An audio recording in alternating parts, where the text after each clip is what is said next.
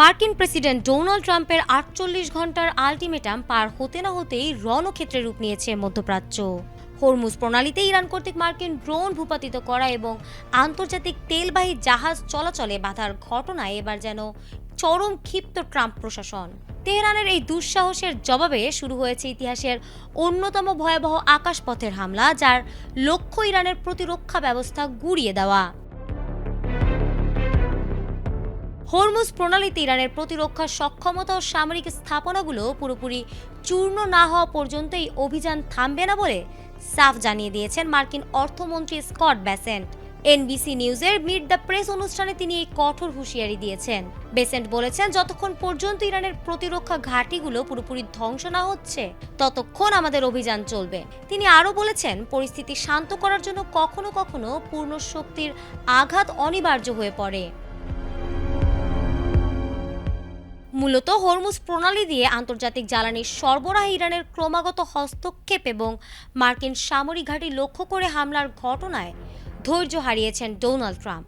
তিনি স্পষ্ট করে জানিয়ে দিয়েছিলেন, মার্কিন স্বার্থে আঘাত আনা হলে তার ফল হবে ভয়াবহ। সেই হুঁশিয়ারির বাস্তব প্রতিফলনই যেন এখন দেখা যাচ্ছে পারস্য উপসাগরে।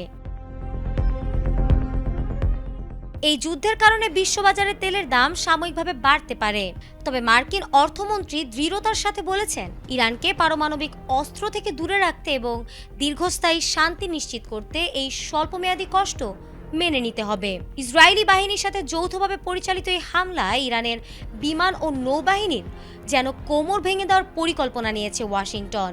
কিন্তু এত আয়োজনের পরেও ইরানকে কাবু করা যেন মরুভূমির বালিতে জল ঢালার মতো কঠিন হয়ে দাঁড়িয়েছে। তেহরান বারবার পাল্টা আঘাত এনে বুঝিয়ে দিচ্ছে তারা সহজে দমবার পাত্র নয়। ইরানের এই রণকৌশলী অবস্থানের সামনে ওয়াশিংটনের সব পরিকল্পনা শেষ পর্যন্ত গুড়েবালি হয় কিনা সেটাই এখন দেখার বিষয়। তবে অর্থমন্ত্রীর দেওয়া বক্তব্য থেকে এটি স্পষ্ট যে লক্ষ্য পূরণ না হওয়া পর্যন্ত ওয়াশিংটনও কিছুতেই পিছু হটবে না, বরং সামরিক চাপ আরও বাড়িয়ে দেবে। এই সংঘাত মধ্যপ্রাচ্যের ভূ রাজনীতি এবং বিশ্ব অর্থনীতিতে এক দীর্ঘমেয়াদী প্রভাব ফেলতে পারে বলে মনে করছেন বিশ্লেষকরা। ফারহানা হক, এটিএন বাংলা।